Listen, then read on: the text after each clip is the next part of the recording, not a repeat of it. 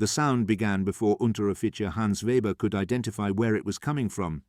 Not the sharp crack of rifle fire or the measured hammer of a machine gun, but something else entirely. A stuttering buzz that seemed to vibrate inside his skull, so rapid that individual shots blurred into a continuous tearing noise, like fabric ripping or a saw blade biting through metal.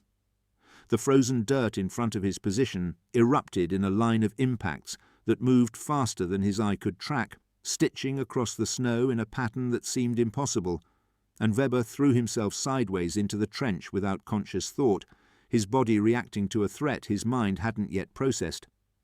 The sound continued, that terrible buzzing roar, and he pressed himself against the frozen earth and felt the impacts hammering overhead, felt the air itself seem to shred, and in that moment Weber understood that he was facing something fundamentally different from anything his training had prepared him for. The Soviet attack had come at dawn on the third day of the Azov offensive, January 1942, and Weber's company had been confident in their positions, had spent weeks fortifying this section of the line with bunkers and trenches and interlocking fields of fire. They had good German weapons, disciplined German soldiers, officers who understood tactics and fire discipline. The Soviet infantry they had faced before had been brave but poorly equipped, had charged in human waves that German machine guns cut down with methodical efficiency. Weber had been in Russia for 4 months, had survived the initial shock of the Soviet winter counteroffensive, had learned to respect the Russian soldiers' courage while remaining confident in German superiority. But the weapon that was firing at him now didn't fit any of his assumptions about Soviet capabilities. It didn't sound like any firearm he had ever encountered. It sounded like violence itself had found a voice. The firing stopped, and in the sudden silence, Weber could hear his own breathing, ragged and too fast, could hear other men in the trench gasping and cursing. He raised his head cautiously and saw smoke drifting across no man's land, saw shapes moving through the morning fog, Soviet infantry advancing in small groups, and among them he caught glimpses of the weapons, stubby things with distinctive round magazines, held at the hip, pointing forward like accusatory fingers. One of the Soviet soldiers fired again, and Weber saw the muzzle flash turn into a continuous flicker, saw the barrel climb slightly from recoil, heard that terrible buzzing roar that seemed to compress dozens of shots into a single sustained burst.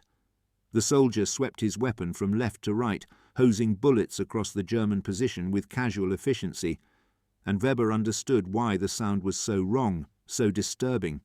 It was too fast. Human reflexes couldn't pull a trigger that rapidly. The weapon was firing faster than should be mechanically possible, was delivering so many rounds per second that they became a stream rather than individual shots. Gefreiter Schultz, positioned 3 meters to Weber's left, tried to return fire with his Kar 98K rifle. He rose to a firing position, aimed, got off 1 shot before the Soviet weapon answered. The burst lasted perhaps 2 seconds, but Weber saw at least a dozen impacts around Schultz's position, saw dirt and snow fountain upward, saw Schultz's helmet spin away, saw the man collapse backward into the trench. 1 rifle shot answered by a storm of bullets, 1 carefully aimed German round against what seemed like an infinite Soviet response. The mathematics of it were wrong, were impossible according to everything Weber had been taught about fire discipline and ammunition conservation. German doctrine emphasized accuracy, controlled fire, making every shot count. But the Soviets were spraying bullets with reckless abandon, were saturating the entire area with so much lead that accuracy became irrelevant. Another burst raked across their position, and Weber heard the impacts hitting the sandbags above his head, heard that distinctive sound of high-velocity rounds punching through fabric and frozen earth, felt sand and dirt raining down on him. The man next to him, a replacement whose name Weber couldn't remember, was whimpering, pressing himself into the bottom of the trench, his rifle forgotten beside him. Weber wanted to order him to return fire, wanted to organize a defense, but his own hands were shaking and his throat felt closed, and the only thought in his mind was how fast those bullets were coming, how impossible it was to respond to that kind of volume, how inadequate his bolt-action rifle felt against an enemy who could spray dozens of rounds in the time it took him to work his bolt and chamber another cartridge. The sound had a physical quality that transcended mere noise. Each burst seemed to create a wall of compression, a hammering pressure wave that Weber felt in his chest and stomach. The individual shots were so close together that they merged into a single brutal impact on his nervous system, like being beaten with rapid fists rather than struck with separate blows. And beneath the mechanical roar, Weber could hear something that sounded almost biological, organic. The weapon had a quality that reminded him of an angry insect, a wasp or hornet, something small and vicious and implacable. German soldiers were already calling it something. He had heard the term whispered, Maschinenpistole, machine pistol, but that clinical designation didn't capture the visceral horror of facing it, didn't convey the psychological impact of being on the receiving end of that mechanical storm. Lieutenant Kessler was shouting orders from a covered position, trying to get the machine gun team to suppress the Soviet advance, but his voice sounded thin and distant against the hammering buzz of the Soviet weapons. Multiple weapons were firing now, and Weber realized with sinking dread that the Soviets weren't using these as specialized weapons, weren't deploying them sparingly.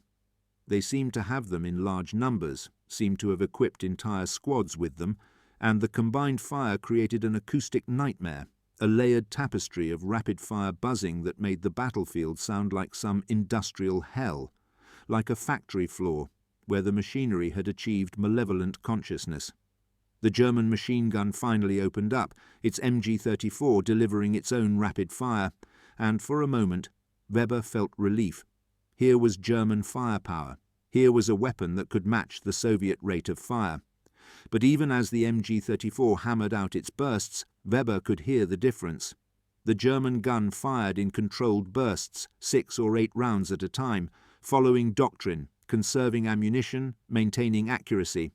The Soviet weapons just kept firing, kept pouring out bullets in long, sustained bursts that seemed to have no regard for ammunition expenditure or barrel heating or any of the principles of fire discipline that German military culture valued.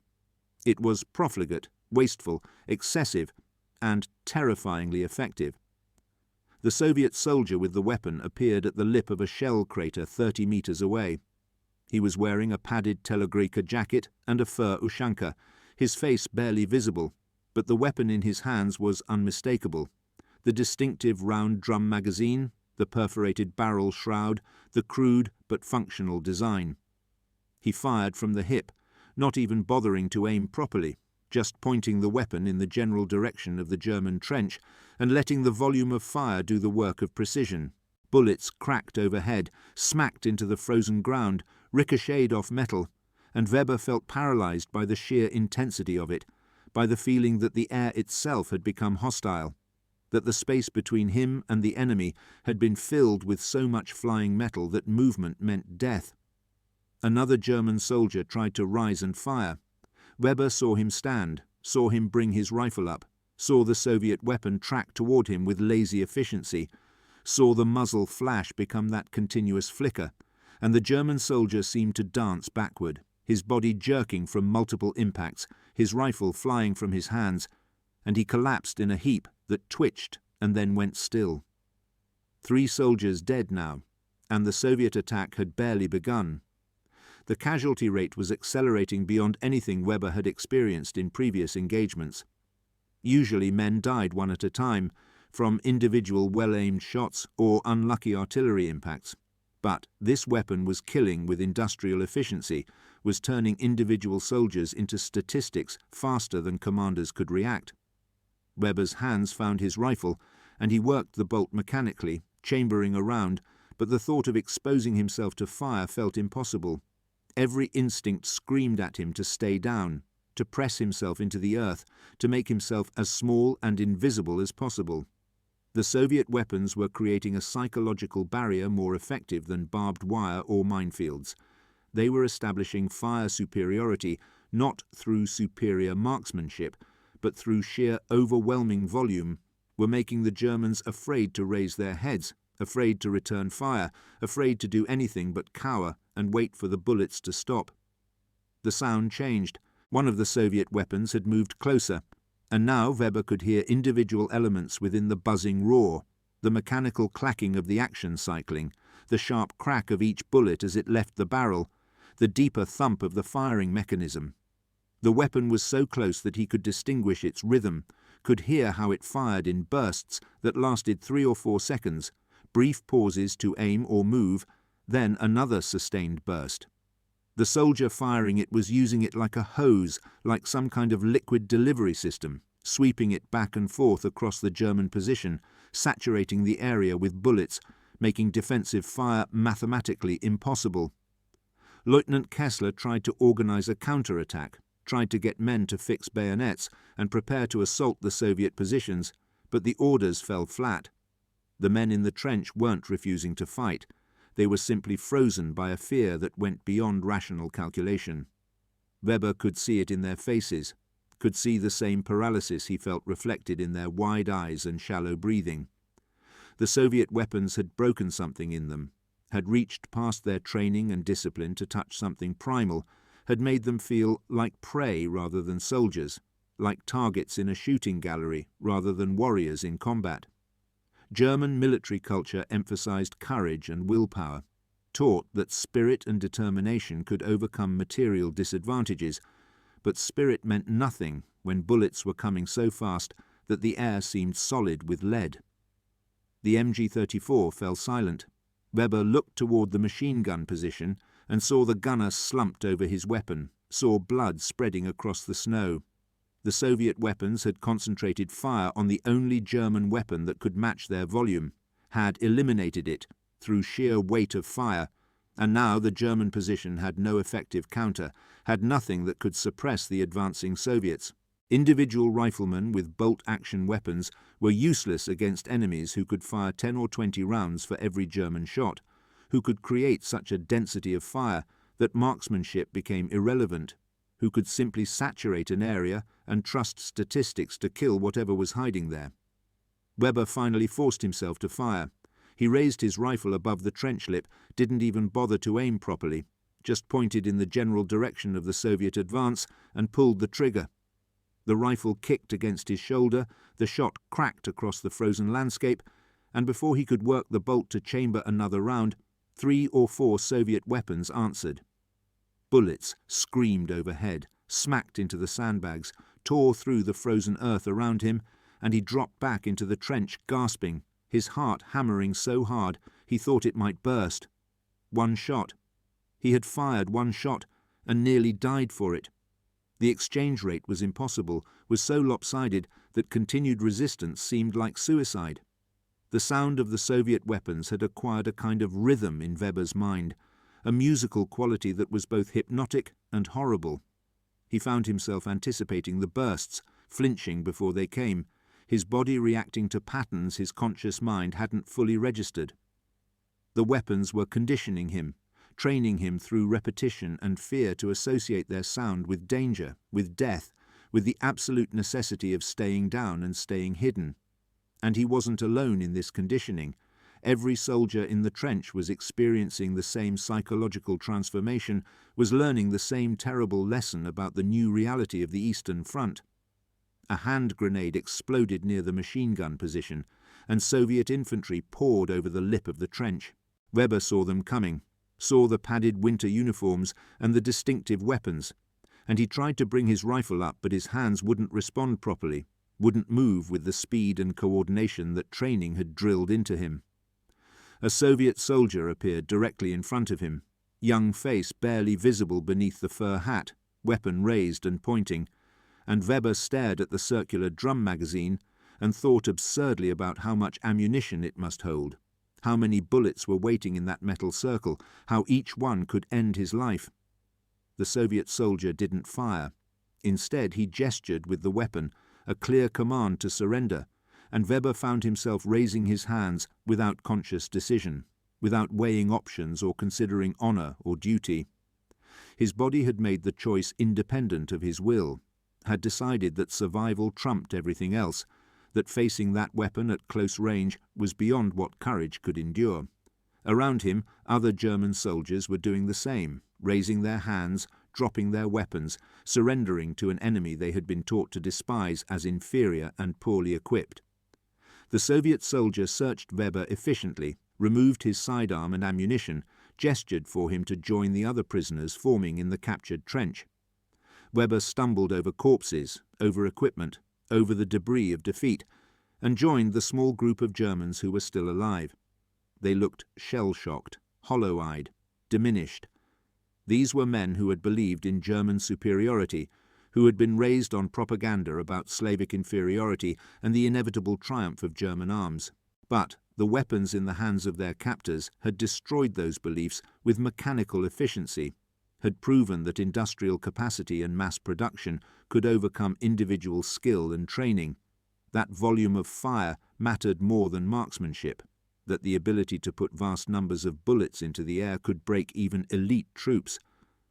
One of the Soviet soldiers was examining his weapon, checking the magazine, and Weber got his first close look at the thing that had defeated them. It was crude compared to German small arms, showed rough machining and simple design, lacked the precision engineering that German weapons emphasized. But it worked.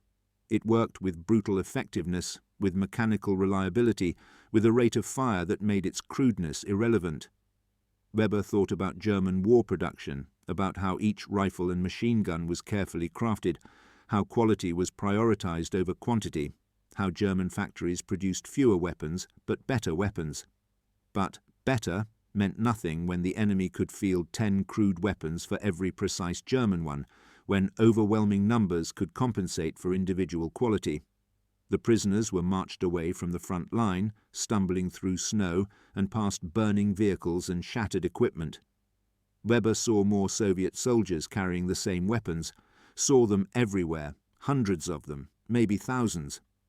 The Soviets had clearly committed massive resources to producing and deploying these submachine guns, had recognized their psychological and tactical value, and had manufactured them in quantities that suggested industrial might far beyond what German intelligence had estimated.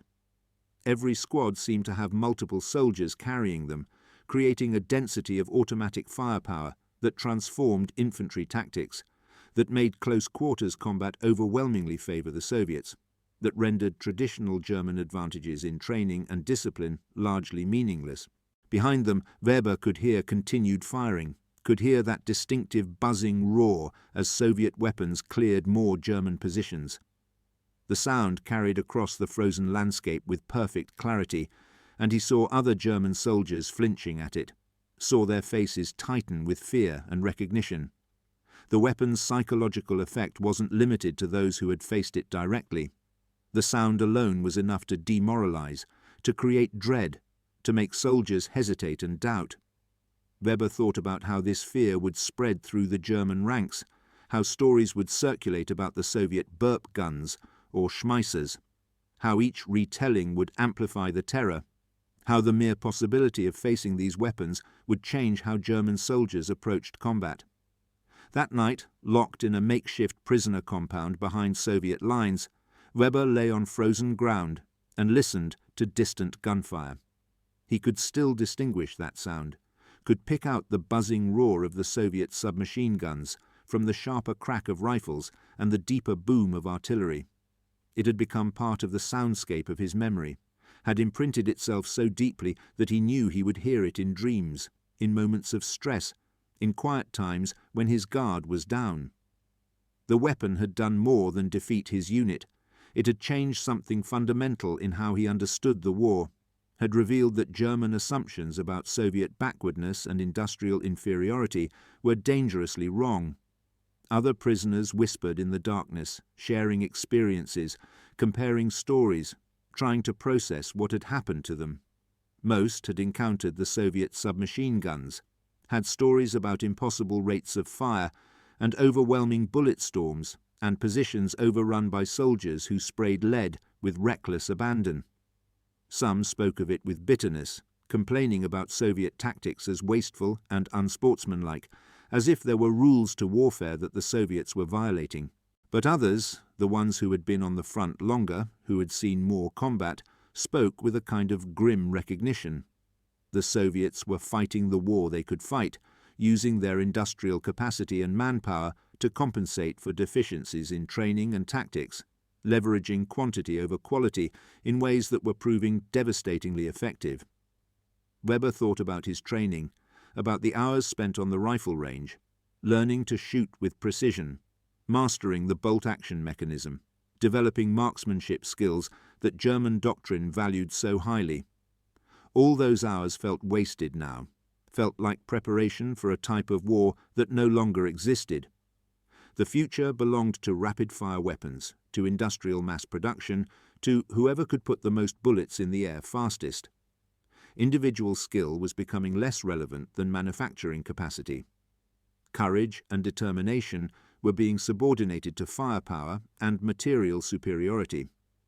The romantic view of warfare as a test of warrior spirit was colliding with the industrial reality of modern combat, and romance was losing. In the morning, Soviet guards came and divided the prisoners into groups for transport to rear area camps. Weber found himself standing in a line, waiting to be processed, watching Soviet soldiers go about their business with casual efficiency.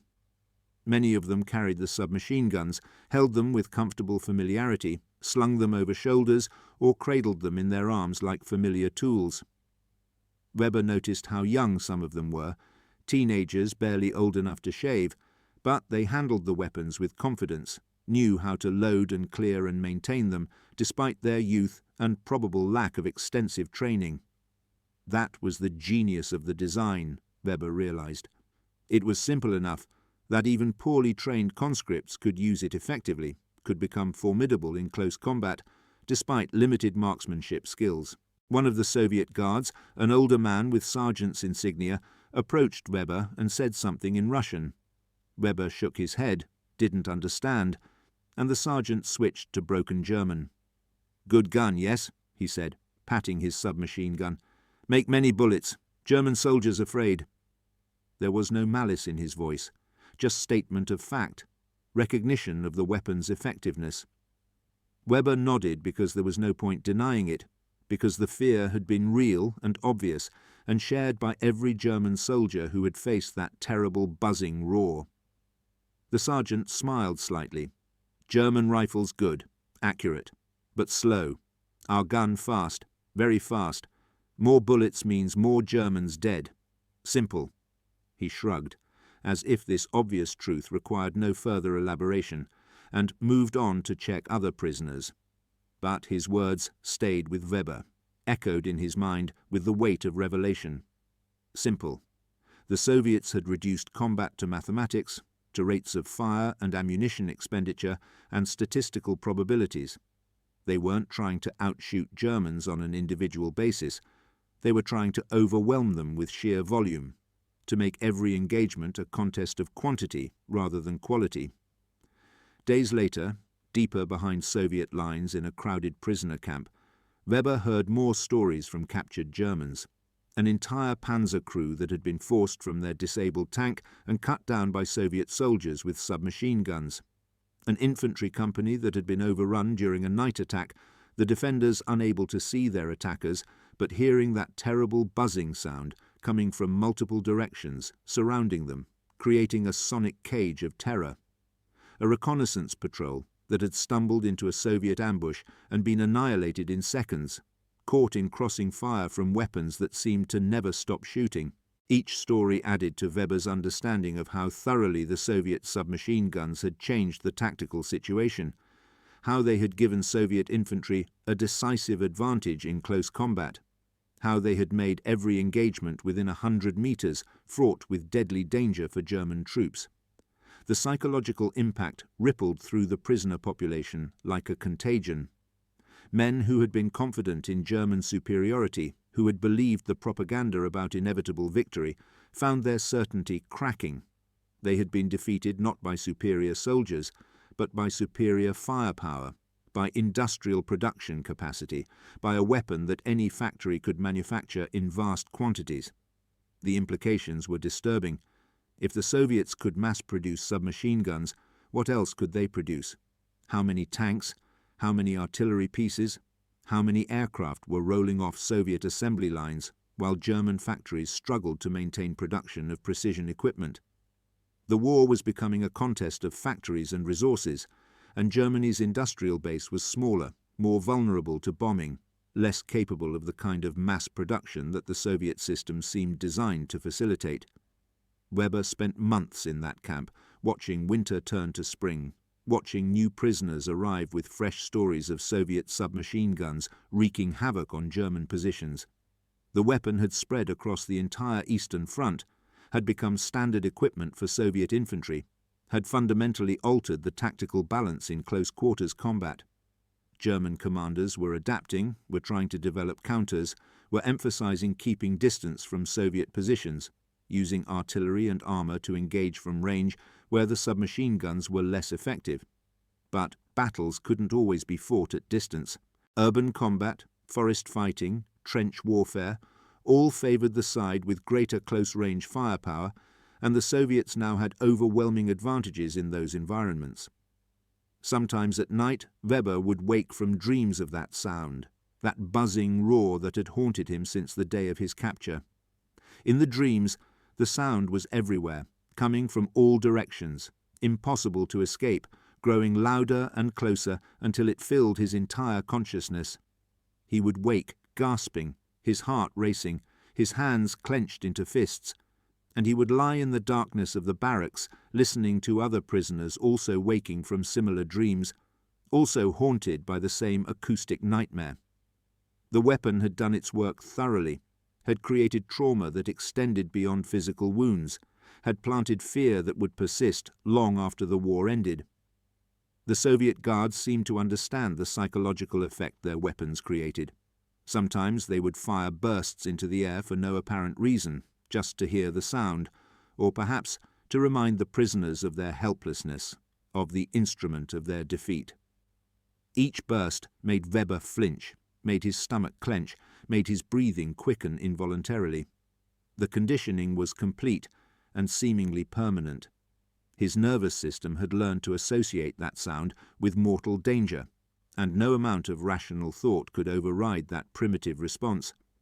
Spring brought new prisoners captured in the fighting around Kursk, and they brought stories of German efforts to counter the Soviet submachine guns. New tactics emphasizing longer engagement ranges, increased use of grenades and close assault weapons, restructured squad formations designed to prevent Soviet troops from closing to effective submachine gun range. But the prisoners also spoke of how difficult these adaptations were to implement, how the Eastern Front's diverse terrain made it impossible to always maintain distance, how Soviet forces had learned to use their submachine guns in combination with other weapons and tactics, creating combined arms approaches that were devastatingly effective. Weber listened to these stories with a mixture of professional interest and personal dread.